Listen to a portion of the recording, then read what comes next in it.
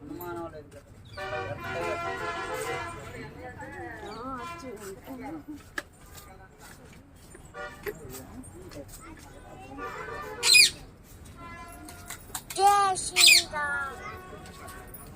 లక్ష్మీదేవి, వినాయకుడు, సరస్వదేవి కనుక నేను పేరు అని అమ్మ నాన్నగా ప్రేమ జాతకురాలేవే అని పుట్టింట్లో తిండి కూతురాలేవి అత్తగారికి అదృష్టంతురాలు అని చెప్పాలి.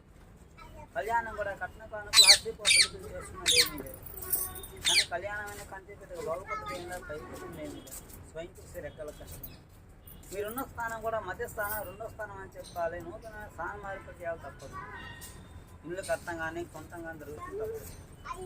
కానీ అయిన వాళ్ళు పోయిన వాళ్ళు బంధువులు ఎంతమంది ఉన్నా కానీ అవసరానికి ఆదుకున్న వాళ్ళు తక్కువే. మానవ సహాయం లేకపోయినా భగవంతుడి యొక్క